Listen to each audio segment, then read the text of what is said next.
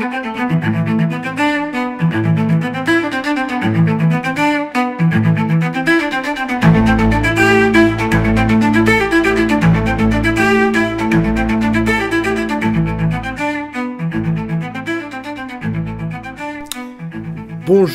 Alors, on a un programme choc de Philippe de Villiers. Programme choc décliné d'une manière synthétique, claire et nette, avec, je dirais, je ne sais pas s'il a été préparé, son discours, mais sur CNews, mais il a décliné ça d'une manière absolument limpide et franchement, je tiens à rediffuser cette partie-là de l'émission parce que figurez-vous qu'elle nous interpelle. Elle nous interpelle parce que là, on a la synthèse de ce qu'il faut faire. En peu de mots, c'est clair et net, c'est bien exprimé et ça me semble essentiel, surtout dans les temps que nous vivons, de bouleversement mondial, bouleversement qui va être généré par fatalement l'élection de Trump, qui va être intronisé demain, et Elon Musk, rouleau compresseur.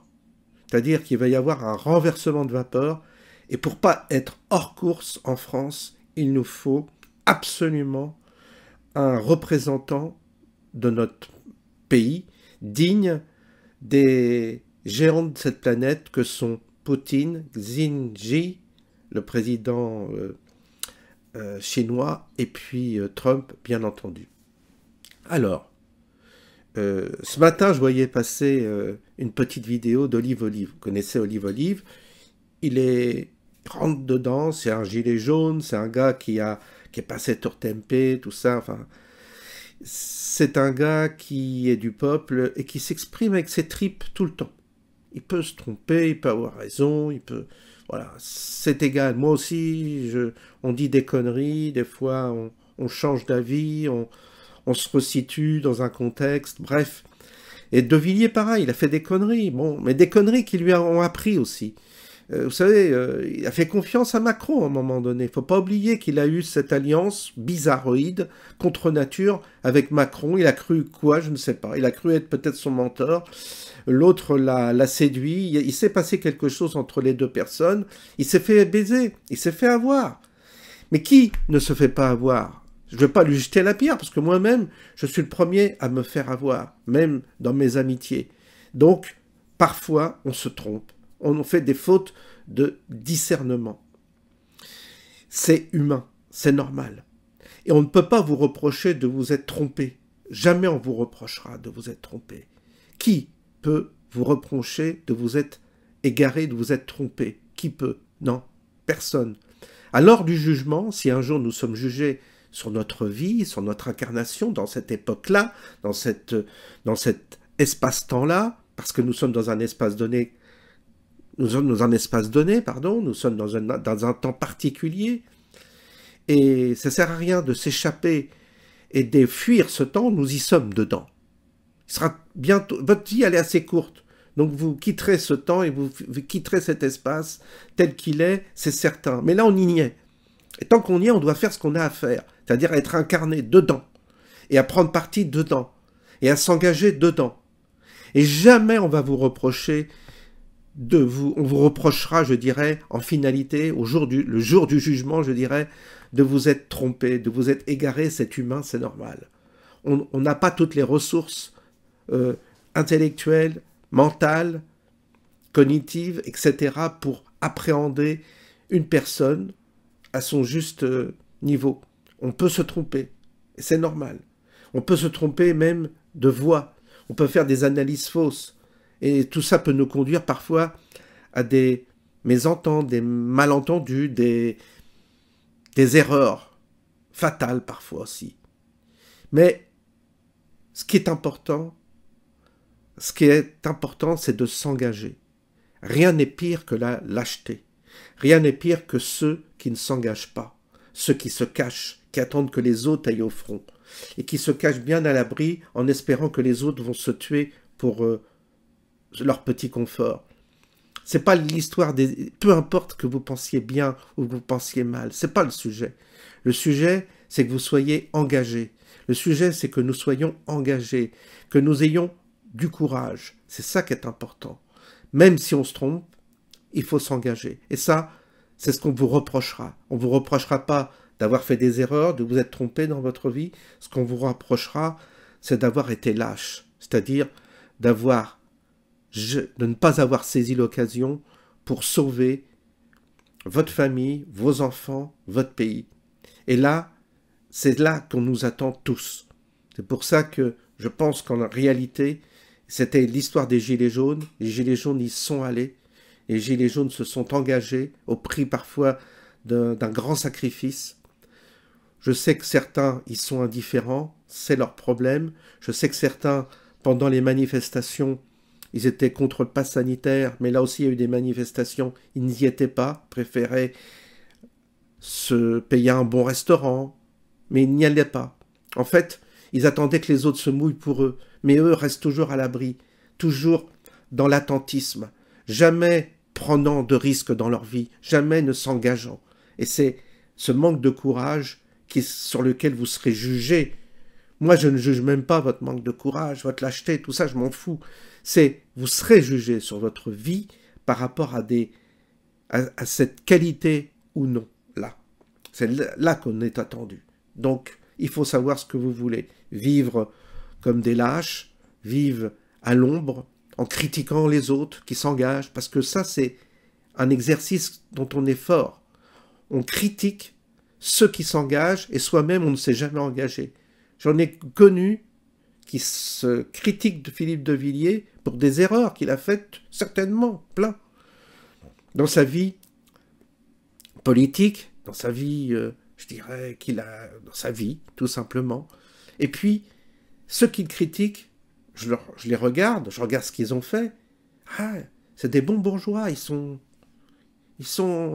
bien planqués. Pseudo et tout, ils se montrent pas. Toute leur vie, ils ont vécu sournoisement, à l'abri, sans prendre de risques. Mais ils attendent que les autres, eux, ils soient parfaits. Alors non, ne venez pas, moi déjà d'une part, ne venez pas, quand on vient me reprocher d'être tiède ou tout ça, que j'ai vu ça, et le mec il a un pseudo et il a jamais pris un risque de sa vie, non. Il faut assumer maintenant. Et aujourd'hui, on a une opportunité. Et c'est quoi l'opportunité? On a De Villiers. Il y a son frère. Son frère, il n'est pas parfait non plus, mais il sait où on est. Notre système militaire, notre armée, nos forces militaires, il a un diagnostic avec son frère qui est sûr, plus des relations avec les services secrets des pays étrangers. Donc il a des connaissances et des liens et des réseaux via son frère qui a été chef d'état-major des armées en France. Un point important, essentiel. D'autre part, il a un réseau en tant que diplomate qu'il a été avec son parc, il a un réseau mondial aussi. Très important. On a Bolloré. Alors Bolloré, je sais, mais il a décidé de le mettre en avant tous les vendredis soirs. Alors vous me direz, c'est un calcul à plusieurs bandes, tout ça, il va le financer, mais derrière, il va lui tirer, il va se retirer et il va faire profiter un autre. Oui, tout ça est possible. N'empêche que on a une fenêtre de tir. C'est Bolloré qui le soutient actuellement et qui est milliardaire. On a besoin d'un milliardaire qui nous soutienne notre campagne si on veut gagner ces futures élections. Avec De Villiers. Personnellement, je crois que dans ce qui va arriver, son profil va s'imposer progressivement. Olive ne le connaissait pas il y a un an. Là, il le découvre, il dit, mais ce mec-là, il pense bien. Bah oui. Eh oui, parce qu'il est tout à la fois. Il est français, il respecte l'ancien régime, il respecte la République pour ceux qui sont encore, je dirais, qui tiennent à la République. Il a quand même des références dites démocratiques, ce qui n'est pas pour moi essentiel, mais au moins ça rassure les républicains. D'autre part, il a une approche de l'économie saine, avec une protection pour l'agriculture, un encouragement pour l'artisanat, contre l'assistanat, contre la merde immigrationniste, très fermé par rapport aux dispositions de l'Europe, on sort progressivement de l'Europe, et puis une politique de santé éclairée contre le vaccin, contre Big Pharma, tout cela, c'est quand même pas rien. Donc on va l'écouter, vous allez voir, vous allez l'écouter à nouveau. Pour moi, il y a un enjeu essentiel.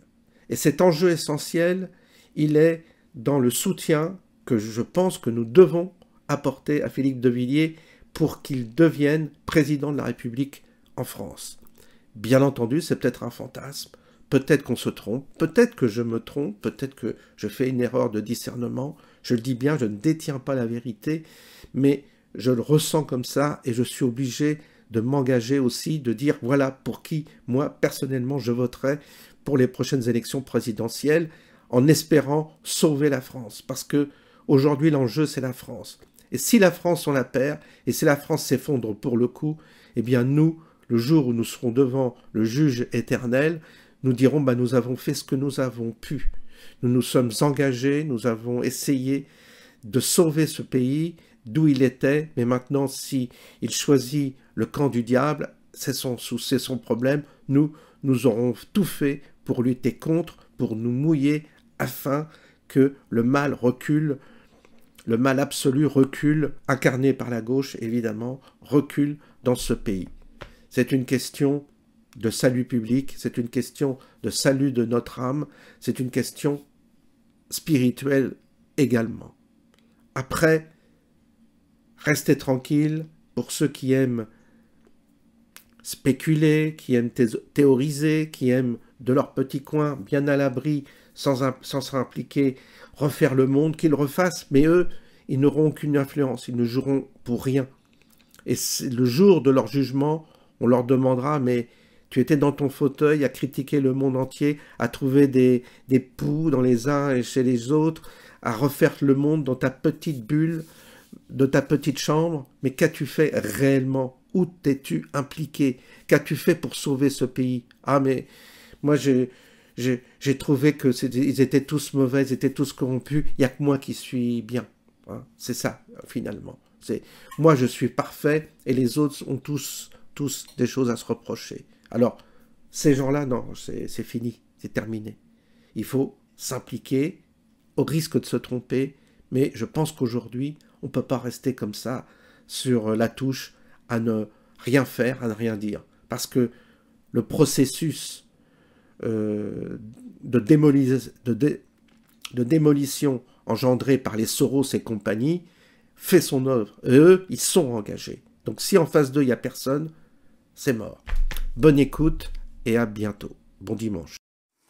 Demain matin, je ferme les frontières. J'ai besoin de personne pour le faire. Tant pis pour Schengen, tant pis pour l'Europe, tant pis pour l'impératrice von der Leyen. Je pense aux Français. Ensuite, dans la journée, j'établis un moratoire sur l'immigration. Et le lendemain, je supprime le droit du sol à Mayotte, avant de le supprimer sur l'ensemble du territoire national. Parce que là, j'ai besoin d'une loi. Ensuite, je fais savoir à l'Algérie que je coupe tous les visas, toute l'aide financière, les passeports diplomatiques pour les oligarques, tant que Boualem Sansal est en prison. Ensuite, je vide les prisons, je les désemplis. Je renvoie les 20 000 prisonniers étrangers chez eux, ils n'ont rien à faire chez nous, et dans les cellules vides, j'accueille les narcotrafiquants pour éviter que la France ne soit, c'est une question de délai, un narco-État.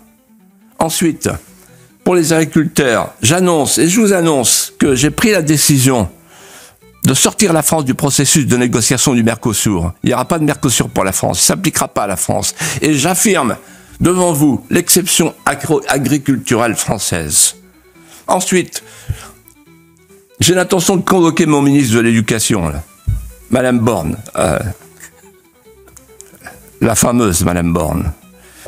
Et je vais lui dire ceci à Madame Borne. Je vous donne instruction de remettre les profs sur l'estrade, d'enrayer le processus de l'école charia compatible et de prendre les dispositions pour que l'uniforme soit obligatoire à l'école et que chaque lundi et chaque vendredi, on lève les couleurs de la France. Ensuite, à la manière de M. Trump aux États-Unis, je décide d'interdire la transidentité et toutes les opérations chirurgicales, les bloqueurs de puberté sur les jeunes. L'activisme transgenre n'aura plus sa place en France. Ensuite, et pour finir, je crée un ministère de la famille pour enrayer le processus de dénatalité et lancer enfin une grande politique familiale. Et, pour terminer, je prends le ministre de l'économie, là, Madame de Montchalin, qui fait partie de l'association de Monsieur Soros, qui cherche à déstabiliser tous les gouvernements conservateurs.